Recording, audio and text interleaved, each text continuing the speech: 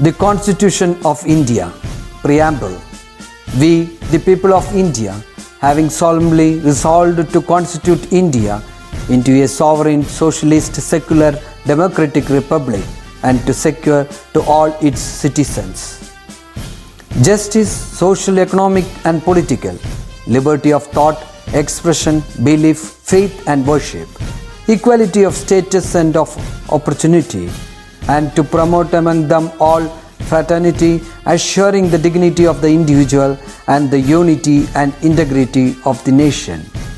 In our Constituent Assembly, this 26th day of November 1949, do hereby adopt, enact and give to ourselves this Constitution.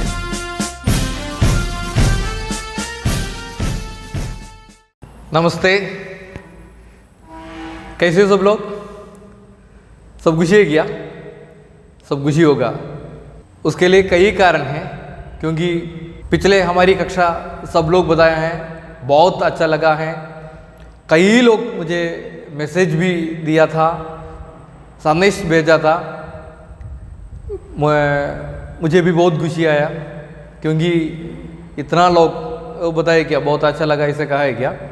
सभी समय हमारा video केवल 100 लोग या 50 लोग देखे तो माने पिछले कक्षा का हमारा वीडियो कभी तो 1.2K, आपको जानते हैं 1200 लोग वो देखा होगा।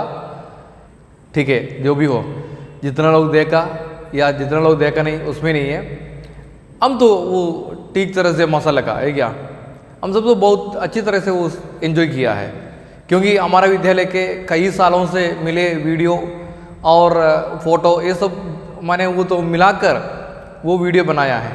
और एक दुखी बात ऐसा होता है, क्योंकि कई लोग ऐसे बताया हमारा वीडियो इसमें या हमारा पिक्चर उसमें नहीं रखा, इसे कहा था, लेकिन वो केवल 5 मिनट का गीत है। फिर वो 5 मिनट का गीत तो और एक बार भी वो सुनाने के लिए रखा, वो 10 मिनट हो गया, 10 मिनट बनाया। फिर उसमें हम लोग अध्यापक लोग जो घेल किया है वो भी उसमें जोड़ने के लिए फिर भी 2.5 मिनट भी उसमें जोड़ दिया है। अब सुना तो आपको समझा होगा, कभी तो वो 10 या 12 मिनट वो तो गीत होते हैं, ठीक है। उसके उस समय के अंदर हमें जितना वीडियो और जितना फोटो उसमें डाल सकते हैं केवल उतना डाला है। तो अच्छा, अभी हम तो पाठ भाग के और एक भाग, वो कहने के पहले और एक भी हैं, और माने केवल इस साल के छात्र नहीं है, वो 10 साल पहले जो लोग यहाँ पे पढ़ा हैं वो लोग भी बुलाकर और संदेश भेजकर अपनी वो धन्यवाद, कृतज्ञता ये सब बता दिया है। मुझे बहुत खुशी लगा है इसमें। और हमारी ओर से केवल वो धन्यवाद से पूरा कर नहीं सकता है, तो भी ऐसा कहना है, हमारा प्रधानाध्यापक भी ऐसे वो उसका निर्देशन दिया गया है, क्योंकि ऐसा किया तो कुछ भी अच्छा लगेगा, इसे कहा था, इसलिए उनका हस्ताक्षर भी उसमें बहुत ज़्यादा है, ठीक है। तो उनको भी हमारी ओर से एक सैल्यूट देना है। कभी आप लोग वो सिनेमा भी देखा होगा, शोले नामक, वो कितना लोग देखा है उसको ही केवल अभी मैं जो कहा है वो तो समझ सकते हैं। उसका अभिनय वो पुराने ज़माने में किस प्रकार, उस समय इतना टेक्नोलॉजी नहीं है, तो उस समय के अंदर उनको क्या क्या कर सकते हैं वो सब वो सिनेमा में किया है।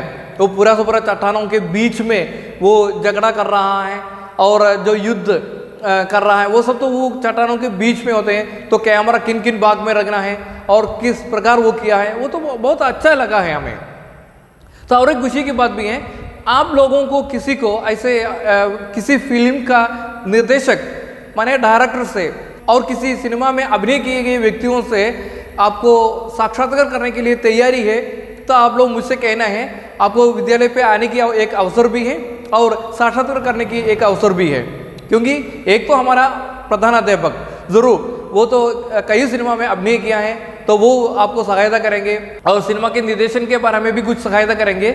हमें कर सकते हैं तो ज़रूर मनोहरम नामक सिनेमा के जो निर्देशक हैं वो निर्देशकों को भी हम यहाँ पे बुलाकर या उनके घर पे जाकर हमको उनसे साक्षात्कार कर सकते हैं, उनका अवसर हम तो बनाएंगे ज़रूर। आपको आवश्यकता है ज़रूर आप लोग मुझसे कहना है, तो हम तो ज़रूर उसकी रास्ता बना दूंगा, ठीक है। तो अभी पाठ के बारे में वो पाठ के बारे में कहने के पहले वो सिनेमा गीत हम लोग पढ़ा है, वो सिनेमा गीत आस्वादन किया है। वो सिनेमा गीत के पीछे कौन कौन अपना काम किया है और वो सिनेमा के पीछे कौन कौन काम किया है, उसके बाद केवल आज की कक्षा में वो केवल पढ़ेंगे। ठीक है, तो शुरू करें। देखो, अब वो जानते हैं गीत तो आनंद बख्शी का है, तो सबसे पहले उसके बारे में। वर्तमान पाकिस्तान के रावलपिंडी में 1930 को आनंद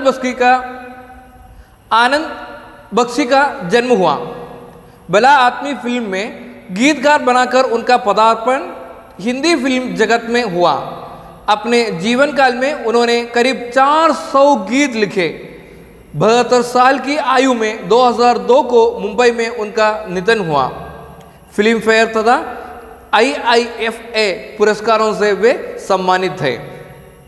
गीतकार हृदय से कवि होते हैं, परंतु वो न कभी अपने उद्गारों को वाणी देता, न भाषा पर अपना अधिकार दिखाने का अनावश्यक साहस करता।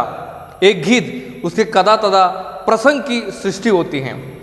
जरूर किसी एक सिनेमा की गीत या सिनेमा की कहानी हम सुने तो जरूर हमें समझ सकते हैं, वो तो किसी व्यक्ति का जिंदगी का एक अंश होता है। ठीक है, तो इसमें भी ऐसे कहते हैं, वो कभी तो किसी माने व्यक्ति का जिंदगी का एक अंश लेकर एक कविता, ये फिल्मी गीत और ये सिनेमा बनाया होगा। ठीक है, तो सबके मन में सबसे पहले एक जो कवि है, वो कवि के मन में सबसे पहले वो कई चित्र मन में आते हैं। वो मन में आए गए जो चित्र हैं वो तो बाद में वो कैनवास में करते हैं, माने कागज़ में वो तो लिखते हैं, पंक्तियों के रूप में ज़रूर आते रहते हैं। तो सही है क्या?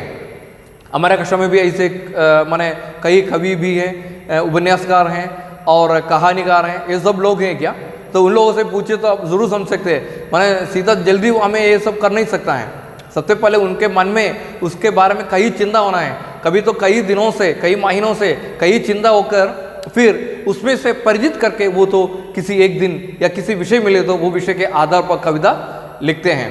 आर्या, अनन्या, ये सब तो माने कहे बिना जाते तो बहुत गलती होगा मेरी ओर से, इसलिए ज़रूर कहते हैं। इतना भी नहीं है तो निबंध लिखने वाला तो माने अनघा और अलीना एंड जोसेफ, ये सब भी ऐसे जल्दी हमें तो निबंध लिख नहीं सकता है, तो वो समय होना चाहिए। सबसे पहले हमारा दिमाग में पूरा सा पूरा ये सब तो इकट्ठा करना है, फिर जो इकट्ठा किए हैं वो तो प्रस्तुत कर रहा है। उसी प्रकार भाषण करने वाला श्रीराम और हमारा सागर सजित, इसे भी हमें भूल नहीं सकता है। ये सब तो माने साहित्यिक विभाग में काम करने वाला लोग हैं सच में, तो इसलिए मैं ये लोगों का नाम कहा है। किसी का नाम छूट गया तो माफ़ कीजिए, कभी मैंने केवल एक कैमरा के सामने रखकर मैं ऐसे कहते क्या, तो जब जल्दी जल्दी जिसका नाम आते हैं वो सब नाम में कहाँ है। ज़रूर अभी जो लोग के नाम में कहाँ है, ज़रूर मेरे मन में सभी समय ये सब लोग ज़रूर होगा, क्योंकि उतना वो लिखा है। केवल इतना लोग नहीं, उसके पहले मैंने पर साल पर पिछले साल ये सब तो कितना लोग यहाँ पे पढ़कर गया हैं, वो सब लोग भी ऐसे हैं, और भुवना, अपर्णा, ऐसा कई लोग। ठीक है, तो नाम कहे तो ये तो गदम नहीं होगा, उतना कहना पड़ेगा, इसलिए अभी केवल नाम कहने का काम तो मैं गदम कर रहा हूँ। ठीक है, तो ये सब आप लोग समझना है। तो इसमें और एक R.D. बर्मन के बारे में 1939 और 1994 उनका जन्म और मृत्यु के बारे में। R.D. बर्मन भारतीय फिल्म संगीत जगत में R.D. बर्मन के नाम से मशहूर राहुल देव बर्मन ने हिंदुस्तानी के साथ पाश्चात्य संगीत का मिश्रण करके भारतीय संगीत को एक अलग पहचान दी। माने ये सब तो वो कविता और वो फिल्मी गीत में, वो फिल्म में काम किए गए व्यक्तियों के बारे में कहते हैं। तो ऐसे आजकल के वो फिल्म गीत में काम करने वाले लोगों के बारे में आप तो जानना है, इसलिए मैं आप लोगों से इसे कहता हूँ। हमें तो साक्षात्कार करने के लिए आप तैयारी है तो मैं उसका अवसर जरूर बना दूंगा। और अगला किशोर कुमार 1929 जन्म और मृत्यु तो 1987। भारतीय सिनेमा के मशहूर पार्श्व गायक किशोर कुमार ने कई भारतीय भाषाओं के गीतों को आवाज दी थी। फिल्मी जगत में अभिनय और निर्देशन के क्षेत्र में भी उन्होंने अपनी पहचान जमाई।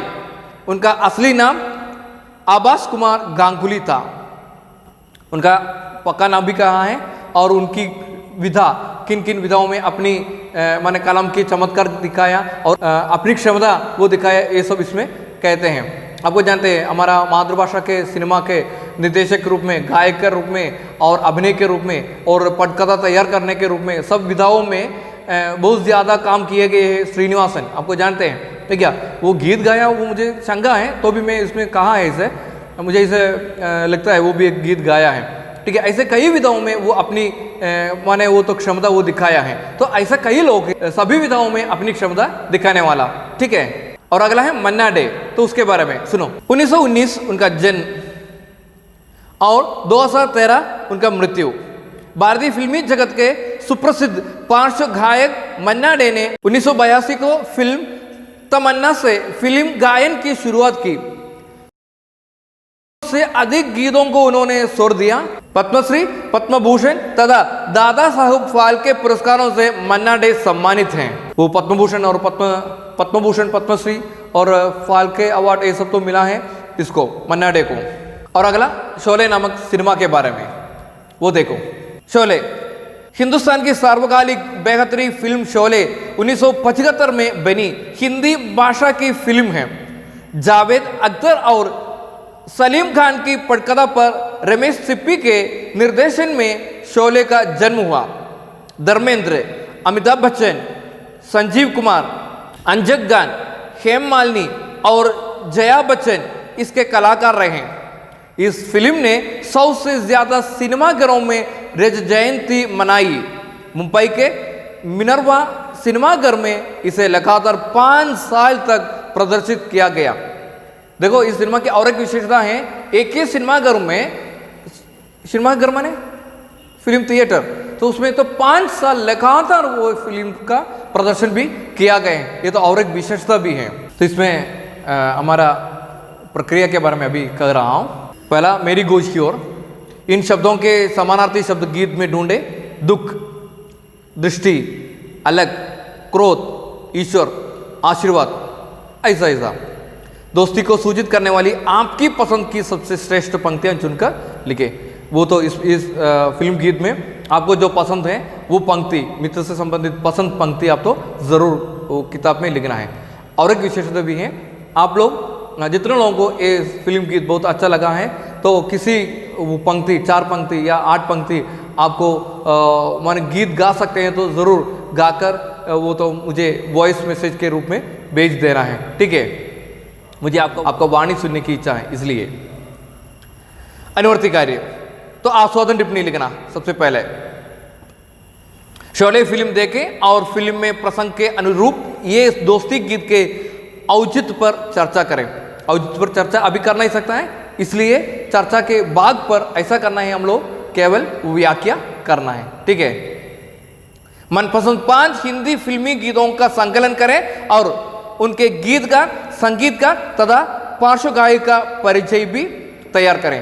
तो मैं सबसे पहले वो बताया था, पार्ट 1 में भी ऐसे बताया था, तो भी किसी 5 फिल्मी गीत, मित्र से संबंधित फिल्मी गीत मिले तो वो तो अच्छा लगेगा, तो वो लिखकर उसका पार्श्व संगीत कौन है, गीतकार कौन है, वो वो किस सिनेमा का है और उसका निर्देशक कौन है, ये सब तो लिखकर मुझे भेज देना है। ठीक है, तो आज बहुत छोटी बात दिया है मैं आपको, केवल इतना ही आज की कक्षा, क्योंकि अगला दिन से ओणम शुरू हो रहा है।